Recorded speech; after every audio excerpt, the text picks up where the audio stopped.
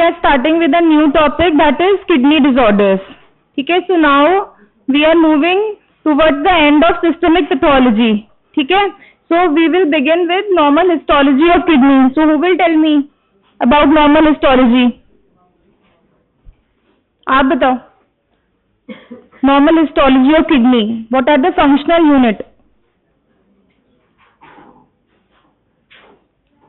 No idea. Next, आप बताओ. Nephrons. Okay, nephrons are the functional unit of kidney. Okay, but what do you see histologically? Glomeruli. Very good. Then, so majority we will be dealing with glomerular disorders. ठीक है. Next you said PCT, that is tubules. ठीक है, proximal convoluted tubules and distal convoluted tubules, and then you have collecting ducts. ठीक है. So next we have tubules. Sit down. What else do you have? Glomeruli, tubules, and then क्या होता है glomeruli और tubules? कहाँ suspend होते हैं ये? There has to be an interstitium. Okay. So anything, कभी भी किसी टिश्यू के बारे में पूछा जाता है, there are some cells, ठीक है, which are the basic unit of that particular organ, and then they are suspended within a matrix. ठीक है. So in kidney disorders, in kidney what is that matrix called? Interstitium. ठीक है. And then the interstitium के बाद और क्या आएगा? इन सबको सप्लाई कहाँ से मिलेगी? Vascular components are there. ठीक है. So the kidney disorders are broadly classified into 4 categories. That is glomeruli, then you have tubules, then interstitium, and you have vascular disorders. ठीक है. Majority disorders are your glomerular disorders. No talking.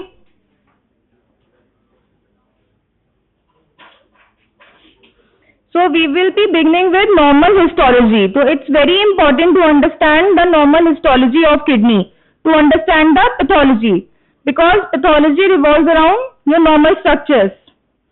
So just ये आप लोग सब physio में पढ़ के आए हो, ठीक है. So just a brief recapitulation what a kidney histology comprised of.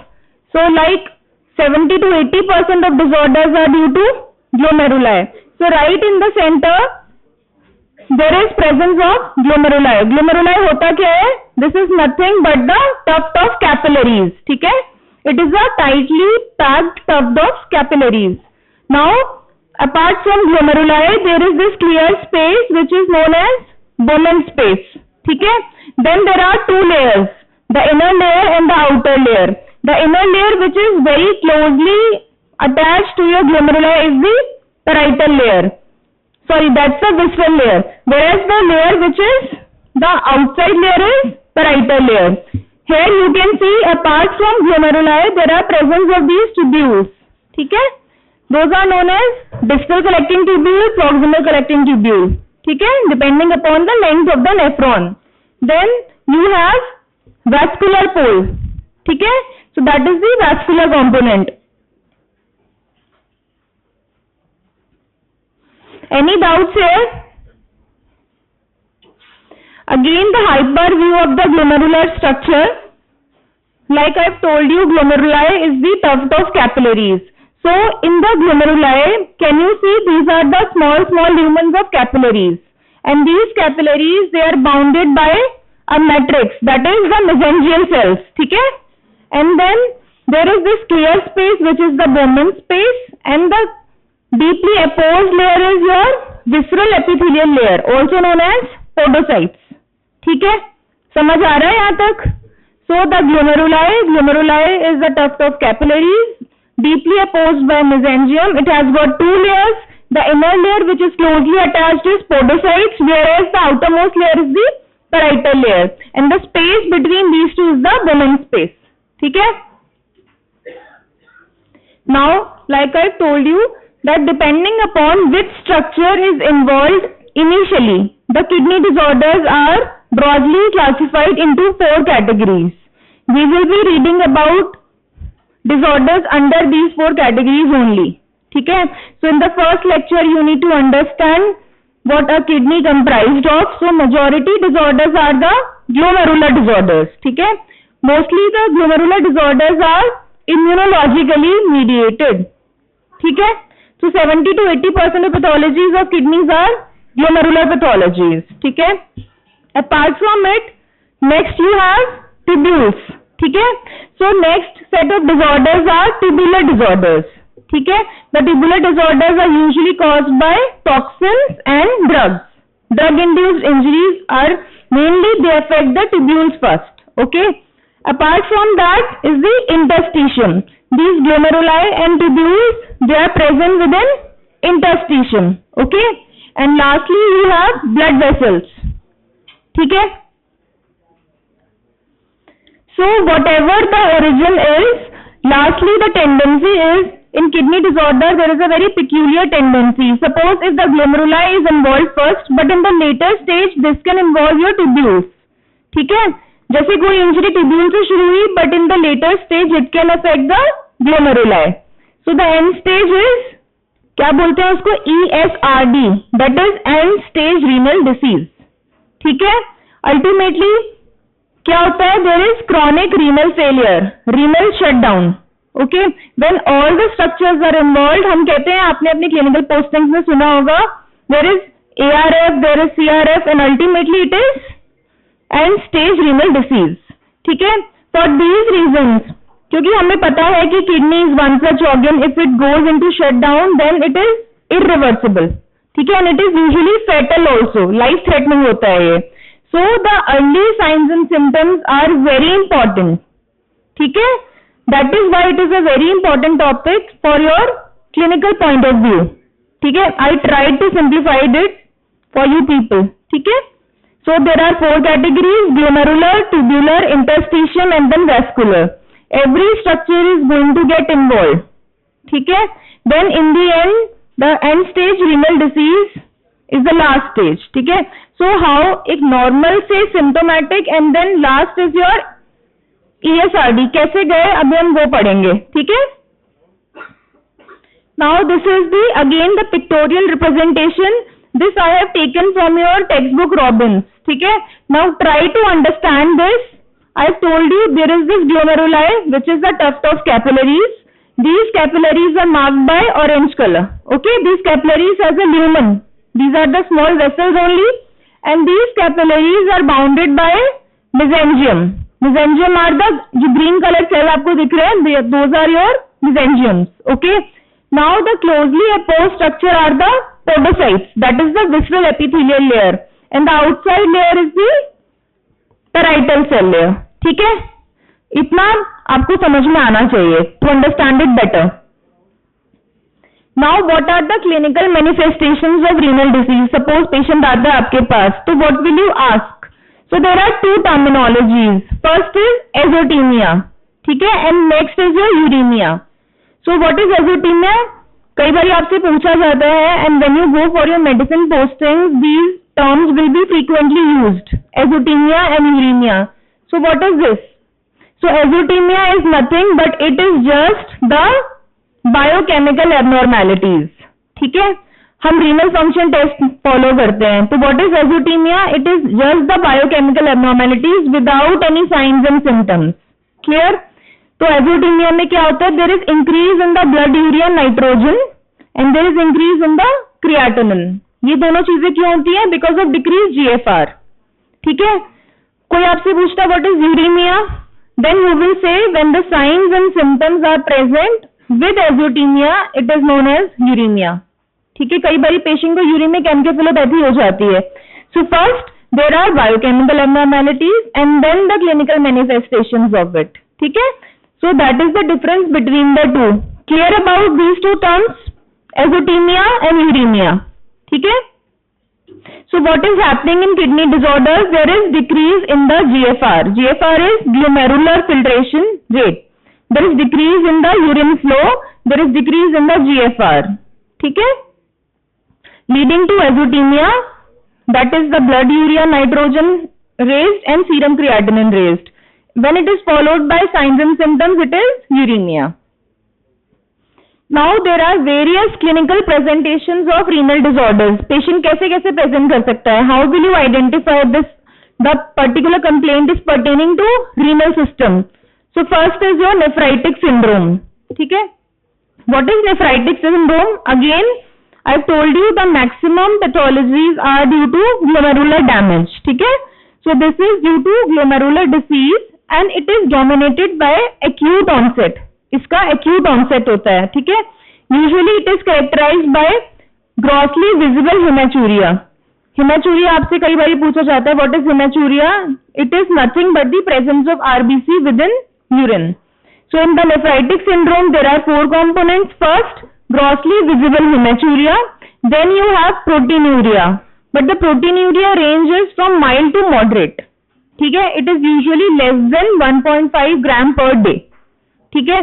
कई बार आपसे पूछा जाता है what is the difference between nephritic syndrome versus nephrotic syndrome. ठीक है? Then you have hypertension, very important. In nephritic syndrome there is hypertension. ठीक है? BP की कंप्लेंट्स आप पूछेंगे, but in nephrotic syndrome there is no hypertension. ठीक है? Then you have, it is the classic presentation of, commonly it is seen in post streptococcal glomerular nephritis. ठीक will? Be will बी talking about this in our coming lecture. So what is nephritic syndrome? It is characterized by, first there is proteinuria, then it has hypertension, then it has, बताओ, hematuria. ठीक है? These 3 things are very important and proteinuria is usually mild to moderate. ठीक है? Then you have next clinical presentation is RPGN, that is rapidly progressive glomerular nephritis. नाम से ही पता लग रहा है, rapidly progressive. That means something, it is very rapid and there is sudden decrease in the GFR. Next you have nephrotic syndrome. In your exams you will be provided with a clinical exercise. Urine test आप लोग लगाते हो, nephritic nephrotic आपसे पूछा जाएगा. ठीक है? So what is nephrotic syndrome? Again it is also due to glomerular pathology, but it is characterized by heavy proteinuria. By heavy proteinuria I imply the protein is more than 3.5 gram per day. इतना protein loss हो रहा है इसमें. ठीक है? When there is protein loss from the body, क्या होता है? There is edema and there is hypoalbuminemia. ठीक है? There is severe edema and there is hyperlipidemia in your nephrotic syndrome. So the difference between nephritic and nephrotic syndrome is, everybody is clear? Proteinuria is present in both, but it is mild in nephritic, moderate and heavy in nephrotic. Hypertension is seen in nephritic syndrome, not in nephrotic syndrome. ठीक है? Then hypoalbuminemia is seen in nephrotic syndrome. इसके theory में भी short notes आ सकते हैं और आपसे exam में भी पूछा ही जाएगा. ठीक है? देन ये तो हमारे सिंड्रोम्स हो गए. Next you have asymptomatic haematuria और प्रोटीनूरिया और कॉम्बिनेशन ऑफ दीज टू. कई बार क्या होता है कि सडन पेशेंट को पता नहीं होता है, जनरल रूटीन टेस्ट में हमने कराया तो उसमें आरबीसीज आ रहे हैं, तो RBCs coming in urine, is it normal? It's not. ठीक है? So it calls for a further workup, the detailed workup. ठीक है? सो एसिम्प्टोमेटिक हेमेचूरिया और प्रोटीनूरिया और कॉम्बिनेशन ऑफ दीज टू, ये भी आपका एक रीनल साइन का मैनिफेस्टेशन होता है. ठीक है? Next you have acute renal failure. ठीक है? By acute means it is sudden, something which is very rapid, sudden, but the acute renal failure is usually reversible. ठीक है? If you imply any treatment till here, the kidneys can bring back to their normal structure and function. ठीक है? till ARF. So it is dominated by ARF में होता क्या है? There is oliguria, that is decrease in the urine flow followed by no flow, that is your anuria. ठीक है? So what is oliguria and anuria? It is seen in ARF. And recent onset of azotemia भी साथ साथ आएगा. आपने KFT कराया patient का तो बायोकेमिकल एब्नॉर्मैलिटीज मिलेंगी, ब्लड यूरिया नाइट्रोजन रेज होगा एंड क्रिएटिनिन भी रेज्ड होगा. ठीक है? But it is reversible, till this stage it is reversible. Okay? So that is why it is very important to pick up the early signs and symptoms of kidney disorders. ठीक है?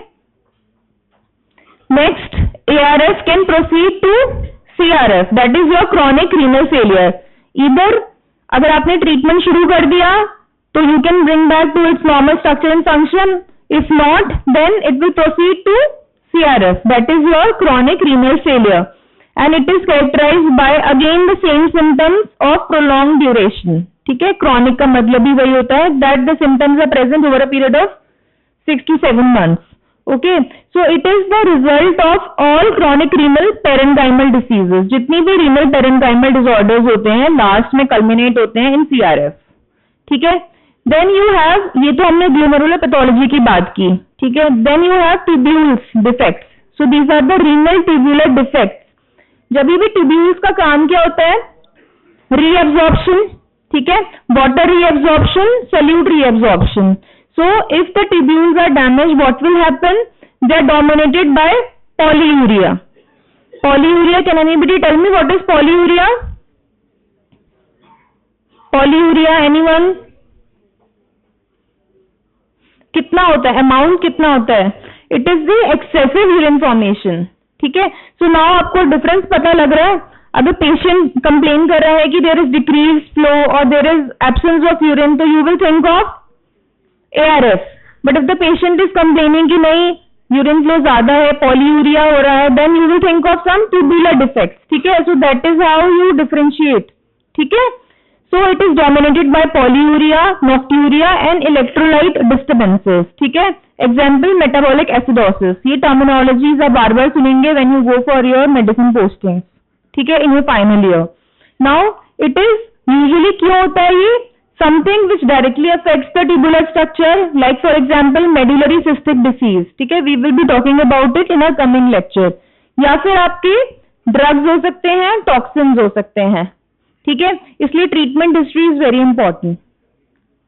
Okay, now next you have UTIs. ये भी आप लोग सुनते रहते हैं. They are the commonly routinely manifestations. These are the urinary tract infections. It is characterised by bacteria and your pyuria. ठीक है, what is pyuria and bacteria? It is the presence of bacteria and mucocytes in the urine. ठीक है, so the infection may be symptomatic or infection may be asymptomatic and it may affect the kidney. अगर kidney को infect करता है तो उसको हम बोलते हैं पाइलोनेफ्राइटिस. ठीक है, if it affects the bladder उसको क्या बोलेंगे? सिस्टाइटिस. कभी भी आइटिस लग जाता है तो क्या होता है? इन्फ्लेमेशन. ठीक है, if it is affecting the bladder it is cystitis. if it is affecting the kidney it is pyelonephritis. ठीक है, ये हम आपको पढ़ाएंगे क्रॉनिक पाइलोनेफ्राइटिस. ठीक है, प्रैक्टिकल्स के अंदर आप इसका ग्रॉस भी दिखाएंगे, इसकी माइक्रोस्कोपी भी बताएंगे. ठीक है, now next you have nephrolithiasis. It is very commonly encountered kidney stones. ठीक है, और कौन से ऑर्गन में स्टोन्स बनते हैं? Gall bladder. ठीक है, सो 2 स्टोन्स आपको पता होने चाहिए भाई. गॉल ब्लैडर स्टोन्स का पेन कहाँ होता है, कैसे प्रोसीड करता है, what are the kidney stones. ठीक है, तो हम ये सब पढ़ेंगे ना coming lecture. I am just telling you the broad overview of renal presentation. ठीक है, so renal stones they are manifested by stones में क्या होता है? एक बहुत सिवियर स्पाज्मोडिक पेन होता है. ठीक है, उसको क्या बोलते हैं? Renal colic. Colicky pain which comes in spasm. ठीक है, पेशेंट को बीच बीच में इंटरमिटेंट पेन होगा. ठीक है, एंड देयर इज हिमेचूरिया. ठीक है, it is usually associated with hematuria. जो स्टोन्स होते हैं they are irregular in surface. ठीक है, यूजुअली द ऑक्सिलेट स्टोन्स, तो दे कॉज हिमेचूरिया. तो you have to look for कि पेन हो रहा है तो RBCs तो नहीं आ रहे तो यूरिन एग्जामिनेशन कराएंगे, माइक्रोस्कोपी. ठीक है, and they are often with recurrent stone formation. ठीक है, then you have next is urinary tract obstruction and renal tumours. Now this is the lethal pathologies. Renal malignancy हो गई किसी को. ठीक है, सो उसमें क्या होगा? They have varied clinical manifestations. Tumour की मैनिफेस्टेशंस अलग होती हैं, कैंसर का अलग है, मेडिकल डिसीज ऑफ किडनी अलग है. ठीक है, तो in our last lecture we will be going by this flow. ठीक है, रीनल ट्यूमर्स की एक सेपरेट सेशन लूंगी मैं. नाउ टॉकिंग अबाउट आज का जो प्राइम टॉपिक है दैट इज रीनल फेलियर. ठीक है, so what is acute renal failure? It implies a rapid and infrequently reversible deterioration of renal function. Kidney का काम क्या होता है? Anyone? What is the purpose of kidney? Kidneys अगर नहीं है, यस टेल मी क्या होता है? Filtration of blood, very good, मतलब removal of unwanted metabolic waste, ठीक है। So what will happen in acute renal failure? First, this is sudden in onset, ठीक है, it is rapid but it is reversible. The important thing is it is reversible till ARF. So there is decrease in the GFR. So एक normal functioning kidney, then there is a asymptomatic, then symptomatic, and finally there is complete shutdown. So it has 4 stages. ठीक है? So now what are those stages? So evolution from normal renal function to symptomatic chronic renal failure broadly progresses through a series of events. ठीक है? What are those events? First is diminished renal reserve.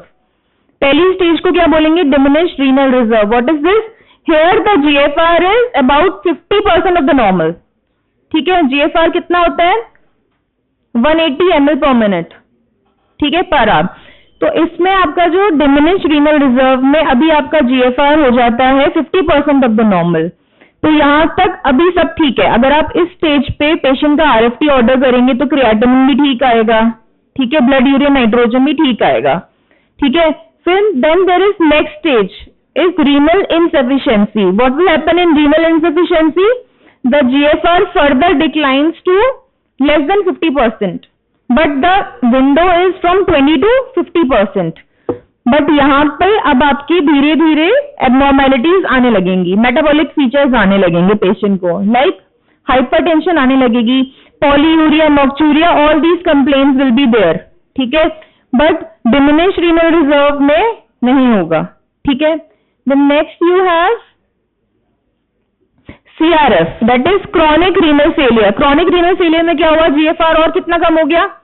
5% से भी नीचे हो गया, ठीक है. This is it is 20% to 25% के बीच में, ठीक है. 50% of the normal, then it is 20 to 50%, and then this is less than 20%, ठीक है. Then यहाँ पे क्या होगा? Now the kidneys cannot regulate the volume and solute composition. तो पेशेंट को सिम्टम्स आने लग जाएंगे. पेशेंट को यूजुअली इडेमा रहेगा, प्रोटीन लॉस होगा तो इडेमा रहेगा, हाइपोएल्ब्यूमिनीमिया होगा, ऑल दोज थिंग्स, ठीक है. देन अगर ये स्टेज कंटिन्यू रही तो the other systems will also get involve, ठीक है. जैसे योर GI सिस्टम हो गया, cardiovascular complications will be there at this stage, ठीक है. And last you have ESRD, that is end stage renal disease, ठीक है. CKD की लास्ट कॉम्प्लिकेशन होती है end stage renal disease. Here the GFR is less than 5% of the normal, ठीक है. तो यहाँ पे it is the terminal stage of uraemia, ठीक है, and it is irreversible and highly fatal. तो हमें क्या कोशिश करनी है कि यहां तक ना आए, ठीक है. पेशेंट को यूजुअली आप पिकअप करें at ARF. Any doubt still here? Now I have talked about that your kidney disorders will be classified into 4 broad categories. Majority are the glomerular disorders, ठीक है. Second are the tubular disorders, then interstitium and then the vascular. So glomerular disorders के अंदर you have these glomerular syndromes, ठीक है. Just a table to summarise. Nephritic syndrome, I have spoken about what is nephritic syndrome. Then it is followed by rapidly progressive glomerulonephritis. Then you have nephrotic syndrome. Nephrotic में क्या होता है? Heavy range proteinuria होता है, ठीक है, more than 3.5 gram per day. Then you have CRF, ठीक है. Then last is there are some isolated urinary abnormalities, ठीक है. these are some rare disorders, ठीक है. तो I will be talking about it in a coming lecture. Isolated abnormalities. Again the same photomicrograph. Now few words about the glomerular diseases. Now they are the most common causes of CKDs. जो आपके chronic kidney disorders होते हैं, the most common are the glomerular pathologies. They are broadly classified into primary glomerulopathies, ठीक है. Primary ग्लोमेरुलोपैथीज का क्या मतलब है? कि सिर्फ आपकी किडनी को ही अफेक्ट कर रही है, ठीक है. The problem is pertaining to only kidney only. Kidney में भी ग्लोमेरुला है, that is why they are primary. Now second is your systemic diseases with glomerular pathologies. इसका क्या मतलब है? कि सिस्टमिक इन्वॉल्वमेंट है. For example is diabetes, very important, ठीक है. कॉमनली अगर आपसे कोई पूछता है तो आप बोलेंगे डायबिटीज. डायबिटीज के अंदर the last complication is involvement of kidney involvement होती है. और क्या होता है? There are macro and microvascular complications. तो systemic diseases with glomerular involvement. तो इसमें you have SLE, diabetes and amyloidosis. These 3 are important. ठीक है, देयर इज दिस टेबल. ठीक है, n number of causes are there, but the important ones which you usually encounter in your routine to routine practices are diabetes, SLE, amyloidosis. Okay, then you have some hereditary disorders. ठीक है, important ones are Alport syndromes and thin basement membrane disease. ठीक है, these are the hereditary disorders. ये भी आपके glomeruli को affect करते हैं. ठीक है, आगे समझ में. So glomeruli में भी the broad categories are the primary glomerulopathies, जिसके अंदर आपका proliferative glomerulonephritis होता है, rapidly progressive होता है, membranous. All these I will be discussing in the next lecture. Glomerulopathologies. Next you have systemic involvement of kidneys. ठीक है, उसमें SLE, diabetes, amyloidosis are important ones, but the list is good texture, polyangiitis, vaginogranulomatosis. They are all vessel disorders. ठीक है. Then lastly are the hereditary disorders. Now few words about filtration barrier. What is filtration slit? Now just try to understand this diagram. Here it is the basement membrane. ठीक है, basement membrane के एक तरफ you have endothelium. This endothelium, everybody is aware that this is fenestrated. You have the fenestrations between the endothelium, and on the other side you have these podocytes. ठीक है, these podocytes are nothing but the food processes. ठीक है, जो filtration barrier होता है kidney का, इसका diagram बनाने के लिए भी आता है कई बारी.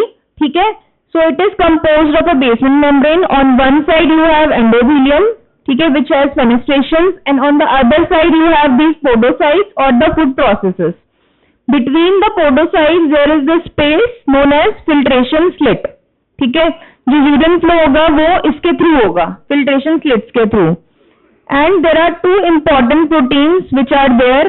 One is your actin and second is your actin filaments are there which are present between the, it is present within the food processes. ठीक है, then there is this nephrin between 2 podocytes, and then you have podocin. Podocin is the present between actin and the nephrin. ठीक है. Now again ये आपकी electron microscopy picture है. ठीक है, just remember this black and white view तो जो होता है ये इलेक्ट्रॉन माइक्रोस्कोपी पिक्चर है, क्योंकि हम जो भी अब डिसऑर्डर पढ़ेंगे आगे we will be talking about light microscopy picture, then the electron microscopy, then the immunofluorescence. ठीक है, इस तरीके से पढ़ेंगे. तो now again just compare this with that previous diagram. In the centre you have this basement membrane. ठीक है, downward side this is the endothelium. ठीक है, the upper side you have podocytes. ठीक है, and between the podocytes marked by the arrow these are the filtration slits. ठीक है, filtration barrier. Clear with this? The same thing in electron microscopy. So the major characteristic of normal glomerular filtration area are extraordinarily high permeability to water and small solutes. Water तो permeable होता ही है, small solutes भी होते हैं. The protein which are higher in molecular weight they will be stayed back within the tubules. ठीक है, so important चीज यहाँ पे ये है कि आपको दिमाग में रखना है. The property of the glomerular filtration barrier allows the discrimination among various protein molecules depending on their size. ठीक है, the larger the size the less permeable it is. ठीक है, and next is the charge. More cationic it is, more permeable it is. ठीक है, so with this any doubt? In the next class we will be talking about glomerular pathology.